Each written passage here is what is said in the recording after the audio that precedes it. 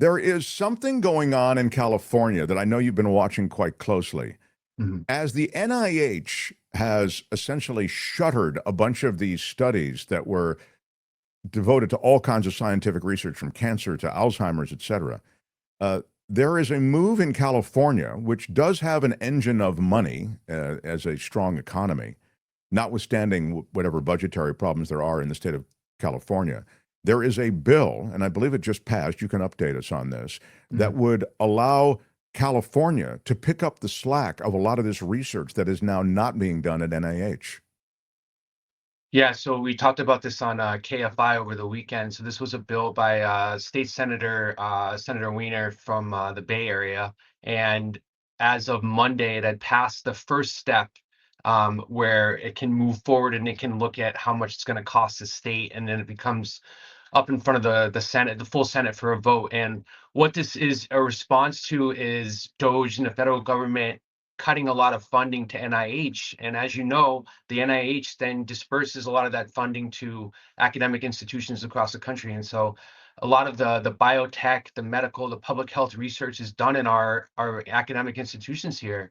Notably, Berkeley, UCLA, USC, and there was a $300 million shortfall because of that cut. And so I think if we can have a California version of the NIH, I think that would be great because, as we mentioned on Sunday, so much of the research that we do now is going to benefit all of us. I mean, any dollar spent on public health, medical research, looking at dementia, aging, cancer, infectious disease is going to benefit everyone. Dr. Daignault, I'm so glad that you touch on the fact that these universities are already set up with an existing pipeline of Mhm, federal money, because mhm. what you're essentially saying is, hey, the superstructure is already there for this research to continue. It's not like you have to ramp all of this up. It's ramped up. We just need the funds to continue. Right, and like a lot of these studies have been interrupted or are going to be interrupted when the funding dries out. And to your point, when you look at NIH, which is a conglomerate of multiple physical structures, right? Like we already have those existing structures set up. We have the academic medical institutions, we have the labs, and you look at all the scientists that left FDA, left NIH, or were forced out. Notably Peter Marks from FDA. I mean, hey, I think we should throw out the welcome mat from California and say, come out to our institutions and continue your work. I think that would send such a strong message to Washington that, the thrust for public health research and medical science advancement needs to continue. We talked to Dr. Paul Offit in the first hour, and we're talking a bit about RFK Jr., who is running these agencies to which you've referred, and Mhm. NIH and CDC, et cetera. And he's, of course, sounding the alarm as Offit, as I think a lot of people are. And I'm wondering if you can just speak to something specifically that RFK Jr. talked about, and that was that there weren't double-blind studies done on a bunch of these vaccines that we are now taking for granted. And the COVID vaccine didn't have a double-blind study, and the vaccines associated with a lot of side effects to which RFK Jr. Refers, like autism, et cetera. They also didn't go through the rigorous double-blind testing that RFK Jr. is saying he's going to demand. Yeah, so interestingly, the COVID vaccine at the start of the pandemic that did go through a double-blind randomized control trial with the placebo because it's a new vaccine. And so you have to have the arm of the research study that doesn't get vaccinated and then the other one. And that's how we were able to show that the initial COVID vaccine from Pfizer had a 98% protection rate against infection. But all other, back in the day, the all the childhood vaccines that RFK is now attacking, they initially did do a placebo arm of a research trial. And the reason why going forward, every time we have a new iteration, and particularly of childhood vaccines that comes out that just needs to be updated, the reason why we don't do another placebo-controlled trial is because it's unethical. You already have proven vaccines that work. So why would you give a newborn or a child a placebo when you already know that it works? We've already tested that they're safe and that there's minimal, if any, side effects at all. So that's the reason why. And I think, underlying this whole thing, this is just RFK Jr. and the MAHA movement just sort of moving the goalpost further down the field. they are never going to be okay with vaccines. There's always going to be something else that they're gonna point to. And like I said, just move the goalpost down the field, find something else to complain about. In this world of disinformation and misinformation and anti-vaxxers and the kind of jihad that's been going on Mhm. and it's carried to Washington with these appointments of RFK Jr., I go to the Surgeon General appointment. Now, there's this Casey Means who has been nominated to be Surgeon General. She is the Maha movement to what you're talking about, make America healthy again. And Mhm. I wonder if you can speak to her, this Dr. Casey Means, her credentials and what Mhm. you see her dispositions and strategies that might inform a lot of what we see in America moving forward.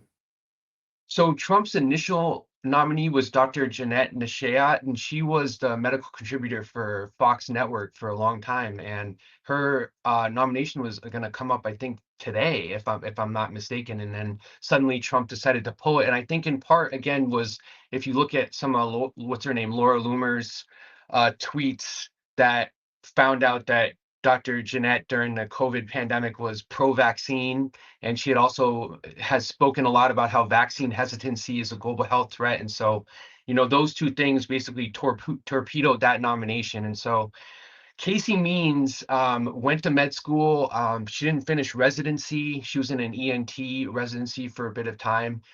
She doesn't currently practice. She doesn't have a medical license. She's not a specialist in anything, and she is, right up RFK Jr.'s, alley as far as.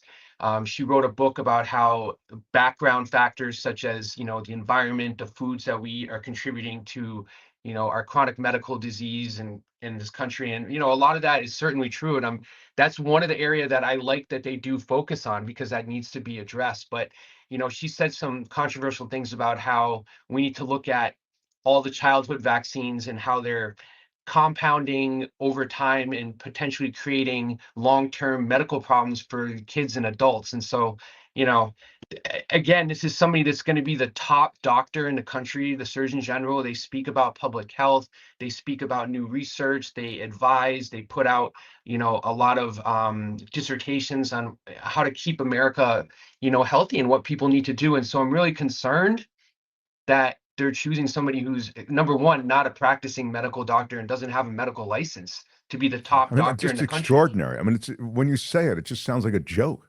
Yeah, Sounds like but a I mean, joke. just again, but are we that surprised that this happened? Probably not, you know? Yeah, I'm surprised that she's not a Fox News talking head is the only Right. thing that's a surprise. So this is to be continued and really to be continued with so much is happening in the world of health and medicine out of Washington. But Mhm. I wanted to touch on in our as we close here on something that is clearly really important and many of us struggle with, and that's sleep. The more I read about sleep, the more I realize like all roads lead to a healthier life if you are getting rest. It's the restorative Mhm. period for the body. And yet, I struggle with sleep. I struggle with pain. I've got a herniated disc in my neck, and it's constantly keeping me up at night. And there are people who never get a good night's sleep. I mean, I might fall into that category. And now there are all these different ways to measure sleep, and we can measure them. I think in our own home, there are all these devices, et cetera. Mhm. Can you just give me a little bit of a primer on sleep and how we all can develop strategies on this? Yeah, I mean, you hit the nail on the head. Sleep is so important. It's something that, I really struggle to optimize and have made it a big focus in my life. And, I've tried a lot of different, ways to, as you mentioned, track my sleep and then incorporate different ways to wind down. And so I think the most important thing you have to remember about sleep is that it starts first thing in the morning. And if you can get up in the morning and before you look at your phone, before you make coffee, you go outside, you get that sunlight on your eyeballs, that sets the circadian rhythm for the day. And, just 10 minutes of sun, the earlier in the day, especially before the light rays start to hit around 10 or 11 is best. And that will pay dividends for you later on in the night when you're trying to sleep. And so the other thing you want to remember is you have to have a good wind down technique. And so that's, not looking at your phone after dark, wearing blue light blocker glasses if you need to work or look at your phone. I mean, after hours, like I'm still on my phone, I'm watching TV, but as soon as the sun goes down and I'm at home, I put on my glasses and just wear them at home. Well, I don't Um, even know what those are. What are yeah, blue light blocker glasses? so blue light is if you're exposed to too much blue light after dark, it can affect your ability to fall asleep because it when the sun goes down, your brain releases melatonin to signal to the body that it's time to get ready for sleep. If you're looking at too much screens, all that blue light prevents that melatonin from being released. Oh, I And so see. you're So the blue light is coming from the screens. It's from light from the screens. That's blue light. exactly, Okay. yeah, and Okay. so, you can get blue light blocking glasses at Barnes& and Noble for $10, and, there are fashionable ones, there are basic ones, whatever you want, and, I swear by those, and But the so can other I wear them and still look at the screens? You're saying it just reduces the amount of blue light? Oh, there they are. Yeah, I Okay. mean, Yeah. it's right. It's not optimal to still be on your phone at night or watching TV, but if you need to, it does make a big difference, I feel like, because a lot of us are very productive in the nighttime hours. I know I am. You and I are always exchanging texts at night trying to plan our next segments, and so the other two things I like are magnesium glycinate and glycine. Now, magnesium is so important. A lot of us are nutritional and are deficient in our nutrition, and that's very important for winding down at night. It's a skeletal muscle relaxer, decreases anxiety, helps with deep sleep. And glycine, not to be confused with magnesium glycinate, glycine actually lowers your core body temperature because you need your body to be cooler at night so you can have optimal deep sleep. And so that also speaks to the point of keeping your bedroom temperature at a low temperature around 65, 64 for cellular regeneration and recovery. And the other point I Wow. want to make is it's really important to have both deep sleep and REM sleep. So deep sleep is what's important for muscle growth, hypertrophy. It helps your growth hormone get released in the middle of the night, and then REM sleep is about retaining new information, your cognition, new things that you've learned, creating memories, and so you need both of those things. And it's really important to get some sort of sleep tracker. I use a Garmin watch on my wrist, and every day I wake up and it tells me how much deep sleep I've got, how much REM sleep I've got, and you can see how it changes over time. And you can look back and see, okay, I did this yesterday, that didn't work. I had less deep sleep. I have to make that change for the next night. And I tell you this as somebody who switches back and forth between day and night shifts a lot, tracking it is the number one thing. You got to get like a baseline metric of where you stand before you start implementing some of these changes. Well, you're amazing. I mean, you sent me this screen grab the other night or the other day of the night prior, and saying, "Look at this. I'm just blown away by this new sleep regimen that I'm on." And you had like Hmm. 9 hours of deep Yeah. sleep or something. I haven't slept literally 9 hours in 35 years. Never, not one time. And it's a great goal, and I feel really like the audience is getting a glimpse of something that I feel I need, which is Mhm. some information to maybe renew uh, the struggle, just to use the word struggle, I mean, the real effort to try to get that sleep. And you see that there are some components, maybe some of them are a little harder, like getting off the screen is hard for Mhm. me, Mhm. but you can see that there are some components that we can integrate to actually improve that and really have a shot at it. You like the Garmin, you also do you like those Aura rings also, or whatever they are? I've got a bunch of my friends have those. Yeah, I mean, I have friends from a gym that use the Aura Ring to track their sleep as well, and there's also the Sleep Number bed, which can track your information. But I feel like the Garmin watch like does a great job. And Yeah, it's the other not as thing that's expensive. The Aura thing's right, expensive. Yeah, yes, and the other yeah. thing about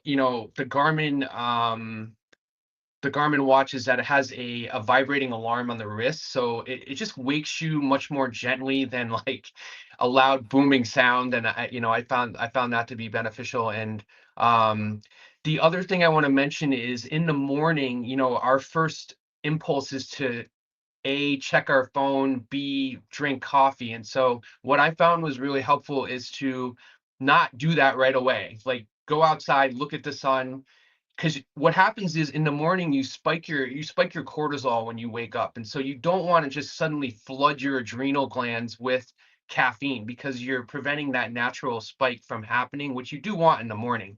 And you don't want to just immediately look at your screens because then that's just sort of artificializes your dopamine release. Hmm. You want to get that dopamine naturally from being awake for another day, getting some sunlight, thinking about what you have to do. And so if you can delay those things by 30 minutes or an hour, that will also allow you to have a better, cleaner day. And then that'll prep you already to have good sleep at night later on. Real quick, I want to ask you this. Just give me the truth. Says I find that when I use a pot gummy, I can sleep like a log and go right back to sleep if I wake up to pee or for some other reason. Do you have a problem with that? There are a lot of sleep-related gummies that you can get. Give me one second on that, if you would, please. Yeah, I mean, I think, with the so you're talking about pot, you're talking about like either THC or CBD. And so there are some gummies that are pure THC, some that are pure CBD. And they have the CBN, which is what they add to the nighttime. I don't know what the N's. I assumed it would stand for nighttime, but it's those typically are in those gummies that are for sleep. Yeah, so CBN is another type of cannabinoid that is used. It's a little bit more of a pure form of it. I think that if you have the CBD component, it sort of balances off the bad side effects from having THC, especially if you don't use THC marijuana regularly. It sort of like tempers that anxiety, paranoia, bad dreams that can come from taking a pure THC gummy. And so, if you take a very low, again, try to start with like a very low dose, because it can, you don't want to wake up the next day and be groggy all day too. But I think there is definitely a role. The other thing I want to mention is melatonin supplements are terrible. They're regulated as a food additive in this country, not as a medication. So if you go to CVS and you see all those melatonin formulations, 5 milligrams, 10 milligrams, there's no certification process to determine that there's actually that much melatonin in each of those gummies. Number one. The second thing is our body at night, it releases something like zero point 0.1 or zero point 0.2 milligrams of melatonin naturally. So you're taking 3, 5, 10, you're killing your natural ability to make melatonin over time. Definitely try to stay away from those. Yeah, it's interesting. I was reading a piece some time ago saying that just what you said, which is you take melatonin over time, and then the body gets used to you with the Yeah. supplement, and it doesn't produce its own. It's kind of Right. this is all a tricky thing with these supplements. But I love that you've kind of kickstarted maybe all of us, but I can just speak for myself on a course of trying to renew an effort to get a good night's sleep. Some of what you talked about is kind of easy. So I like stuff that's easy, like, try to put down the devices, turn the TV off. When you wake up in the morning, go out, get a little piece of the sun to, there are biophysical Hmm. reasons why Hmm. that's all good. More great stuff from you. Thank you for weighing in on sort of a bunch of different things today. I know and thank you. We had a little delay in getting started today just because we had another guest. We were backlogged a bit, but you've just been a terrific asset to the show. So I love you on board. We'll see you again in a couple of weeks, I guess. Thank you. Take care of yourself. Dr. Michael Daignault, everybody. Hi, it's Mark, and I thought that was great. Hit the notification bell, you'll know whenever there's a new video being dropped, and please subscribe to our channel to help us save the universe.